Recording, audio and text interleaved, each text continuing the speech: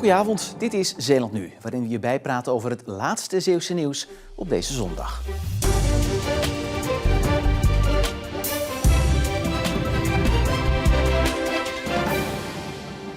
De politie had ze al op andere plekken in Zeeland, maar nu ook op Walcheren, bondgenoten. Dat zijn groepen van ongeveer 15 mensen. Ze hebben een breed draagvlak en komen 5 keer per jaar samen met de politie. En dan spreken ze vanuit hun eigen perspectief over thema's die een bepaalde mate van maatschappelijke onrust kunnen veroorzaken.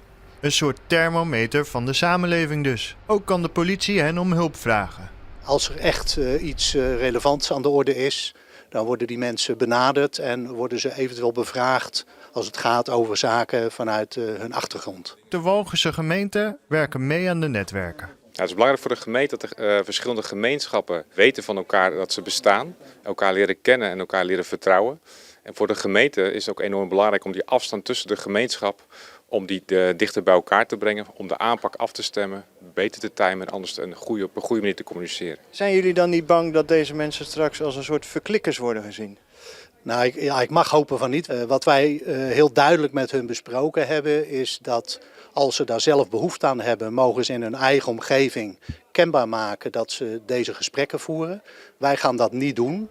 En het gaat puur over niet over incidenten, maar echt over de grote lijnen. Dus het is niet als ik een hekel heb aan mijn buurman dat ik het nog even erbij vertel bij de bondgenoten? Nee, dat moet je met je buurman zelf oplossen. Stadsgids Marjolein van Leeuwen ontdekte dat er wel erg weinig vrouwennamen zichtbaar zijn in de geschiedenis van Middelburg. Er zijn 154 straatnamen die verwijzen naar een man en maar 23 die verwijzen naar een vrouw. Hoe kan dat? Het is dus heel belangrijk om hun verhaal te vertellen, want anders geeft dat de indruk dat de geschiedenis alleen maar is bepaald en geschreven door mannen. En dat is gewoon niet zo. Vrouwen hebben door de eeuwen heen een heel belangrijke rol gehad, ook hier in onze stad Middelburg. En dat zou bijvoorbeeld in de straatnamen veel meer tot uitdrukking mogen komen. Ja, we hebben hier in Middelburg dus de Philippus Landsbergenstraat, de Hans Lieperheystraat. Maar wat niet veel mensen weten is dat er ook hele bijzondere vrouwen waren die zich met sterrenkunde en met wetenschap bezig hielden. Zo hebben we bijvoorbeeld in 1723 een vrouw gehad, Petronella Johanna de Timmerman.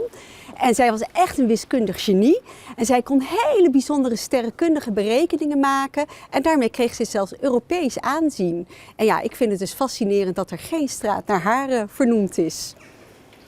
Er zijn heel veel bordjes in Middelburg, die hangen op woonhuizen en op bijzondere plekken. En ook daar wordt heel vaak alleen het verhaal van mannen verteld. Zo staan we hier nu voor het huis waar Floor Wieboud heeft gewoond. Die had inderdaad een hele bijzondere rol in onze stad. Maar ook zijn vrouw, Mathilde Berdenis van Berlekom, heeft heel veel gedaan in onze samenleving. Ze was bijvoorbeeld voorzitter van de Vereniging voor Vrouwenkiesrecht in Middelburg. En de bewoners die hier nu wonen vonden haar verhaal zo bijzonder dat zij dus speciaal zelf een bordje hebben gemaakt en ook haar verhaal zichtbaar hebben gemaakt hier in de straat. En zij laten dus de gemeente eigenlijk zien hoe het ook kan. De bioscoop in de Zeelandhallen in Goes is voorlopig voor het laatst open. Morgen start een grote verbouwing. Bezoekers krijgen daarom dit weekend gratis en onbeperkt popcorn. Het is een afscheid van de huidige Da Vinci bioscoop. Kinderfeestjes hebben we hier gehouden, dus ik ben ook heel benieuwd wat er voor terug gaat komen. De bioscoop is nu 20 jaar oud, dus werd het volgens de manager hoog tijd voor een opknapbeurt. Alles wat je hier ziet, gaan we bijna niet meer terugzien. Op een enkel meubel na wat we dan in een nieuwe stijl gaan rappen of kleuren. Maar verder gaat alles op de schop. De verbouwing komt niet uit de lucht vallen. De bioscoop ziet al langer een terugloop in het aantal verkochte tickets. Een trend die in heel Nederland zichtbaar is. We zien wel door de jaren heen inderdaad, en dat is niet alleen bij Bioscoop Goes, maar landelijk, dat door de streamingsdiensten het bioscoopbezoek wel terugloopt. Ja, om eigenlijk toekomstbestendig te zijn als bioscoop, is dit nu het juiste moment. Als alles volgens planning verloopt, opent de vernieuwde bioscoop in juni.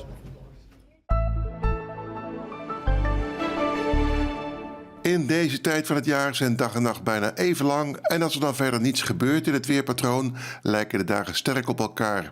Gisteren en vandaag zijn daar een voorbeeld van, want het was vanochtend weer heel mistig en aan zee bleef het lang zo.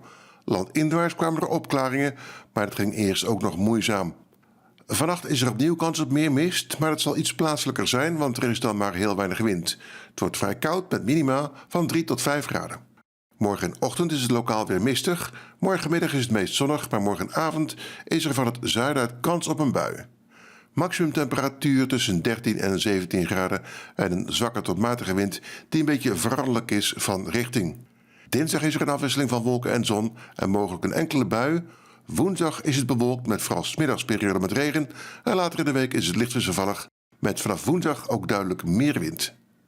En tot zover nog een hele fijne avond. Graag tot morgen.